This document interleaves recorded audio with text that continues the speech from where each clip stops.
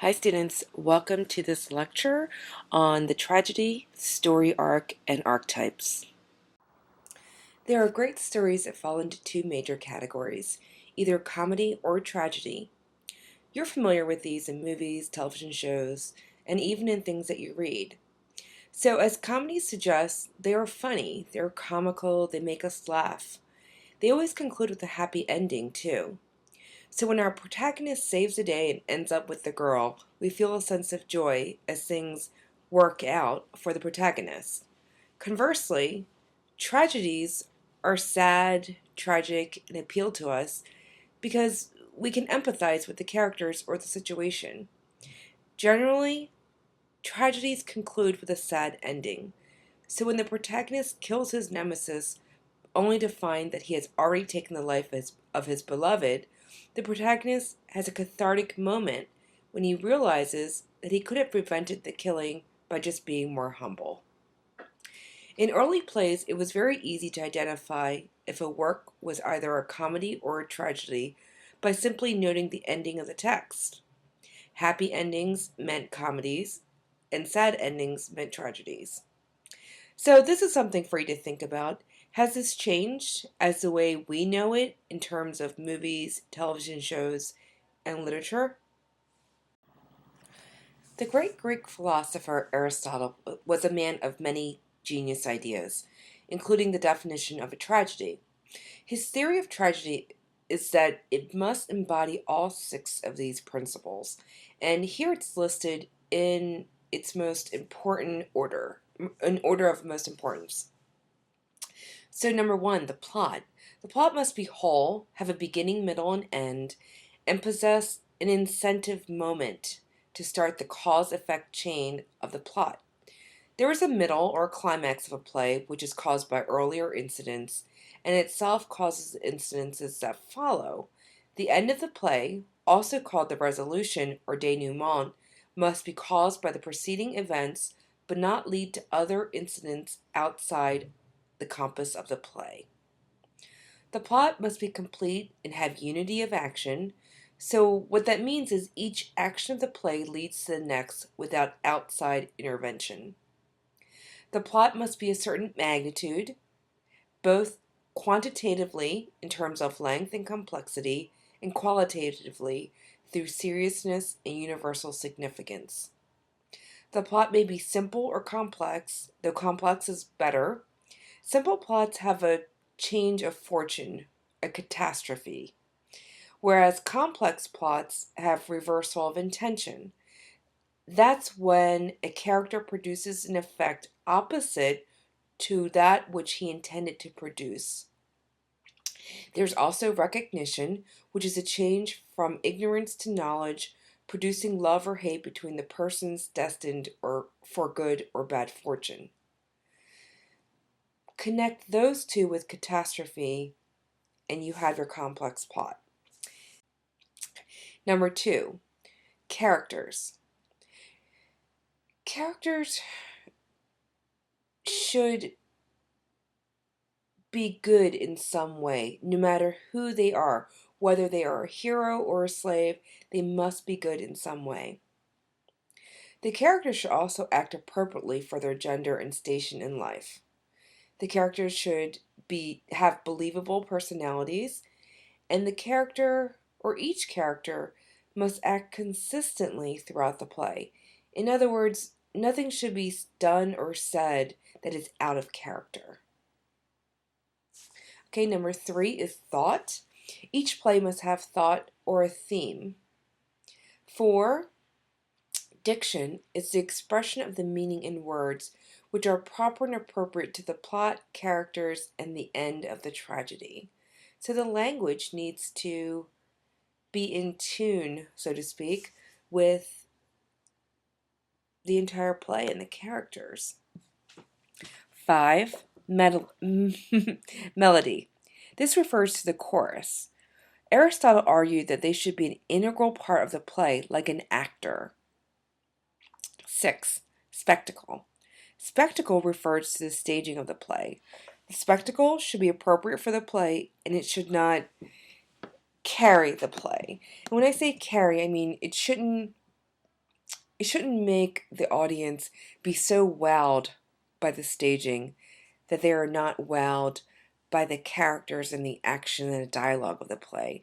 That is really where the heart of a tragedy sits, within the characters, the action, and the plot. Aristotle also had some very concrete ideas on the tragic hero. He said the tragic hero is a character of noble stature and possesses greatness. This should be really evident in the play. The character must occupy a high status, but also embody nobility and virtue as part of his or her innate character. Though the tragic hero is preeminently great, he or she is not perfect. Otherwise, the rest of us, mere mortals, would be unable to identify with the tragic hero. We see in him or her someone who's essentially like us, although perhaps elevated to a higher position in society. The hero's downfall, therefore, is partially his or her own fault, the result of free choice, not of accident or villainy or some overriding malignant fate. In fact, the tragedy is usually triggered by some error of judgment or some character flaw that contributes to the hero's lack of perfection noted above. This error of judgment or character flaw is known as hamartia and is usually translated as tragic flaw. Often, the character's hamartia involves hubris, which is defined as a sort of arrogant pride or overconfidence.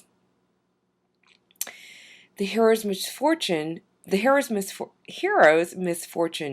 not wholly deserved. The punishment that is inflicted upon the hero often exceeds the crime. The hero's downfall is not pure loss, though. There is some increase in awareness, some gain in self-knowledge, some discovery on the part of the tragic hero. Though it arouses solemn emotion, tragedy does leave its audience in a state of depression. Aristotle argues that one function of tragedy is to arouse the unhealthy emotions of pity and fear, and through a catharsis, which comes from watching the hero's terrible fate, cleanse us of those emotions. It might be worth noting here that Greek drama was not considered entertainment, pure and simple. It had a communal function to contribute to the good health of the community. This is why dramatic performances were a part of religious festivals and community celebrations. Take, for example, even the great stories and memorable characters of our day. We see something in these characters, whether it is Tony Soprano, Darth Vader, or the bride in Kill Bill, that we connect to, that we understand, and that we feel a part of. We connect to their circumstances or their truth, or perhaps even the choices that they are faced with. This is what makes these characters appealing and memorable. In many respects, their situation is timeless. When we look at great pieces of literature, and now I'm going to start using the term story, when we hear or read any great story, there's an arc in the storyline. It is called a story arc. And this is the sequence of actions throughout the story. See, at the beginning of the arc, there is exposition. Actually, it's before the arc. This is where background information is established. Then something happens to spark the story. We call this the incentive moment, because if this didn't happen, our story would never move forward. It is the match that ignites the entire story. It begins it. Next is the rising action. This is the series of actions that happens that lead to the most climatic part of the story. Rising action leads to the climax, building momentum to the climax, or as I call it, the point of no return for the protagonist. After the climax, there's a series of events that happen as a result of the action in the climax. It is called the falling action. and then the story ends in the denouement or the resolution. This is where conflicts are resolved, creating normalcy for the characters or a sense of catharsis or release of tension or anxiety. In a tragedy, the protagonist ends up in a worse place than when the story began. As we read through different texts, I want you to use this lens of the story arc. Ask yourself, what is the exposition? What is the insight? What is the incentive moment? What are the rising actions? What's the climax? What are the falling actions? What is the denouement? In being able to identify each part of the story arc with the text in front of you, you will be able to understand the story in itself. Now, will all texts of great literature possess all of these qualities of our story arc? Yes, they will. It's just a matter of degree. The rising action may be more subtle, or the falling action may be more rapid and quick, but trust that they are always there. They just need to be looked at more closely. Just as there is a story arc that literature and stories in other mediums follow, Swiss psychiatrist Carl Jung applied archetypes to literature. He recognized that there were universal patterns in all stories and mythologies, regardless of culture or historical period, and hypothesized that part of the human mind contained a collective unconscious shared by all members of the human species, a sort of universal primal memory. Archetypes can be applied to an image, a theme, a symbol, an idea, a character, or a plot pattern. We will revisit the archetypes in literature throughout our semester, but let's examine character archetypes. Jung identified 23 different character archetypes. We will just be looking at a few as they apply to our readings. So the first one is the hero. He's a protagonist whose life is a series of well-marked adventures. The circumstances of his birth are unusual, and he is raised by a guardian. He will have to leave his kingdom only to return to it upon reaching manhood. Characterized by courage, strength, and honor, the hero will endure hardship and even risk his life for the good of all. Leaves the familiar to enter an unfamiliar and challenging world. Then there's the mentor. The mentor is an older, wiser teacher to the others. He often serves as a father or mother figure, and he gives the hero gifts such as weapons, food, magic, information, and he serves as a role model or as a hero's conscience. Then there's the father-son conflict. In this relationship, the tension is built due to separation from childhood or some other source when the two meet as men.